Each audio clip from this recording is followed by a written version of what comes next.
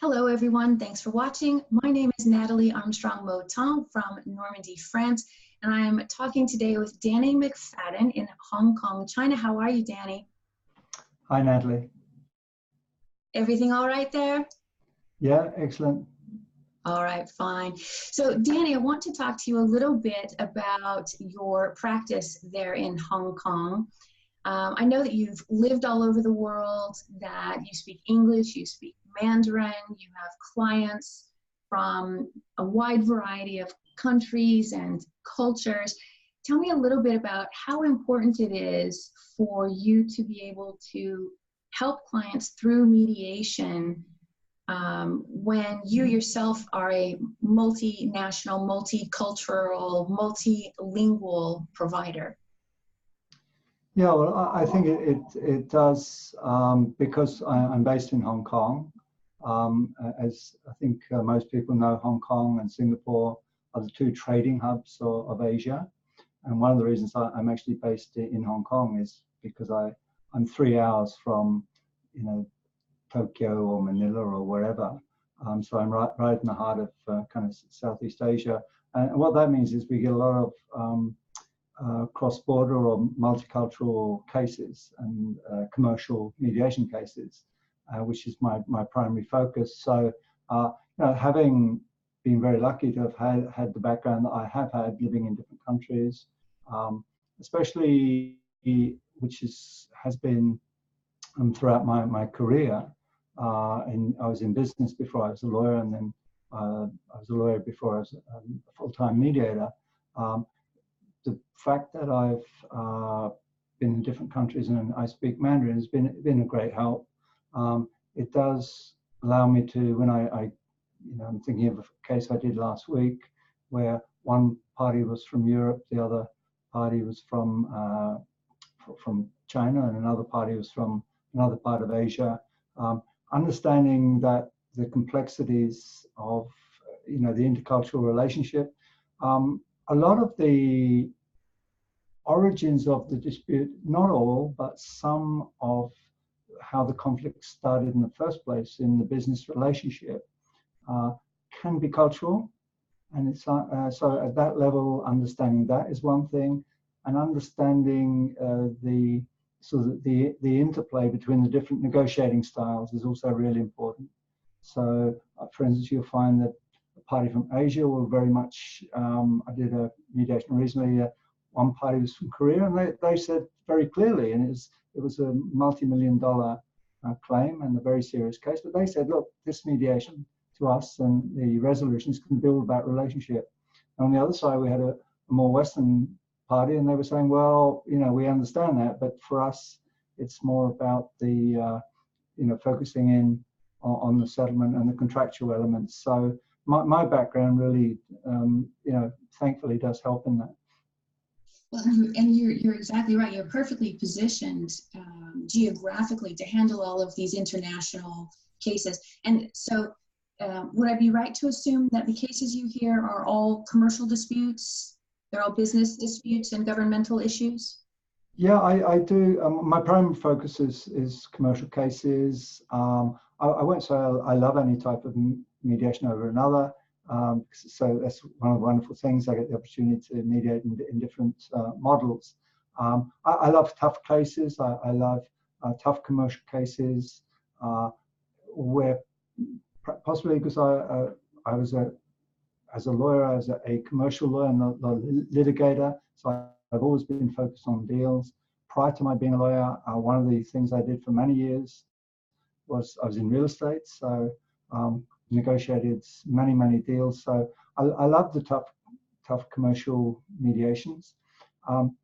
However, I also, with the World Bank, I'm the regional mediator for the World Bank Group. What that means is since 2010, I am the regional mediator based in Hong Kong, and I cover 9 countries for the World Bank Group, the IFC.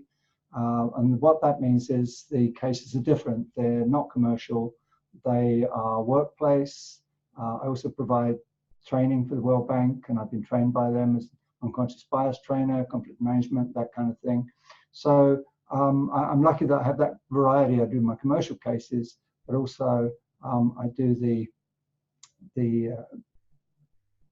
cases involving staff of the World Bank. So they're basically workplace cases, and I have to change my style. They're very different styles sometimes, and a different model that we use. The other, I don't do it very often, but I'm also a family mediator.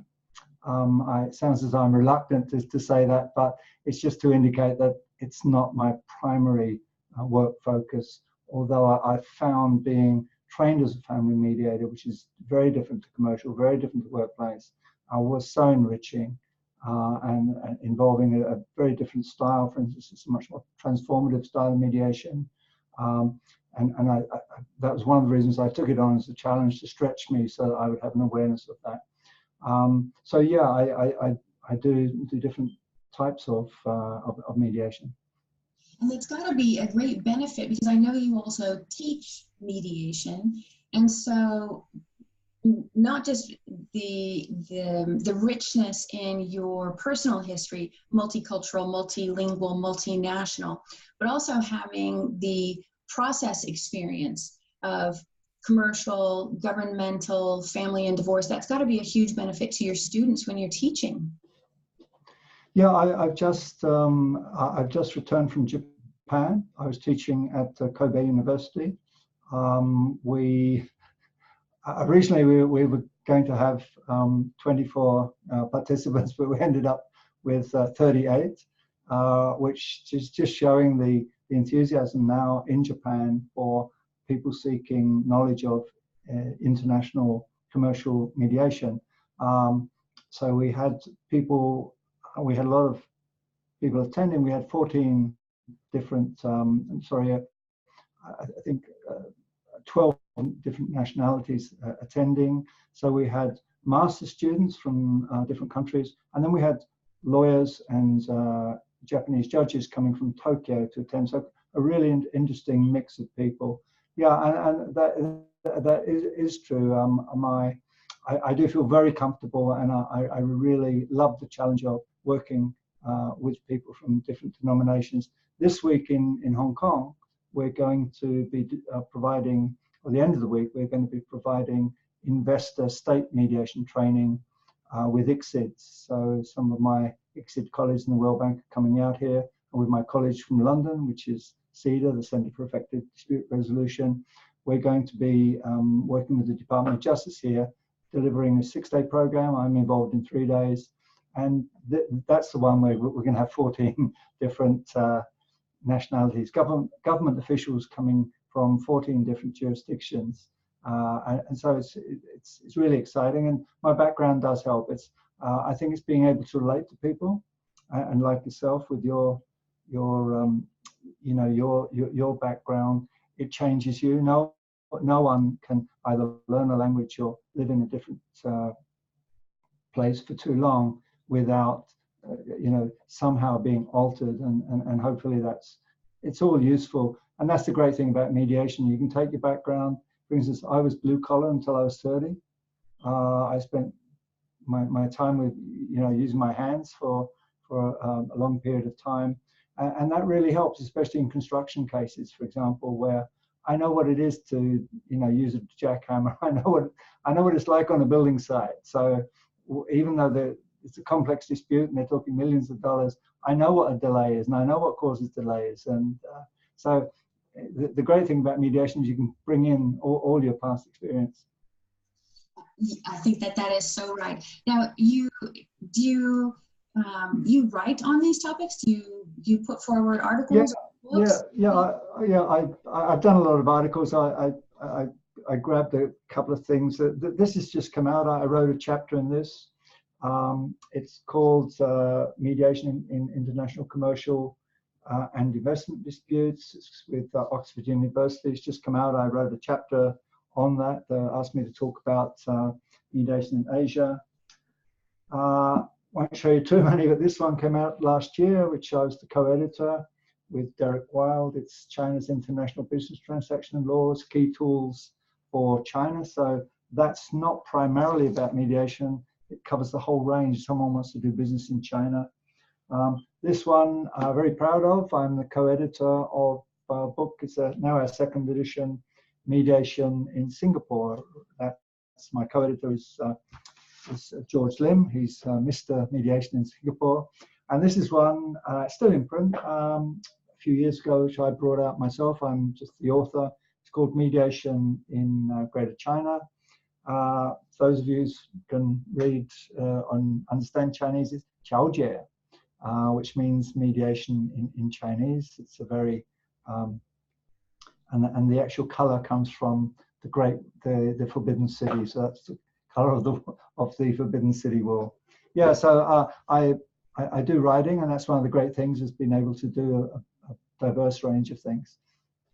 Well, it's obvious how passionate you are about mediation and about helping people and about putting all of your history and your skills and your education toward bettering the situation of individuals, companies, and governments. I really have enjoyed talking to you, Danny. Thank you so much for sharing some of what you do with me. Thank you very much, Natalie. It's been great. It's a privilege to be able to share. Well, it's my absolute privilege to talk to you. What an impressive practice you've built. Really, really impressive. Thanks so much, Danny. I appreciate your time, and enjoy the rest of your evening in Hong Kong. Thank you very much. Thanks, Natalie. You're welcome. Listen, everyone, if you have a dispute that you think fit into Danny's practice, or maybe you just need a referral, reach out to Danny, read his books, his articles, log on to his website, find more information, and as always, be good humans. Thanks for watching.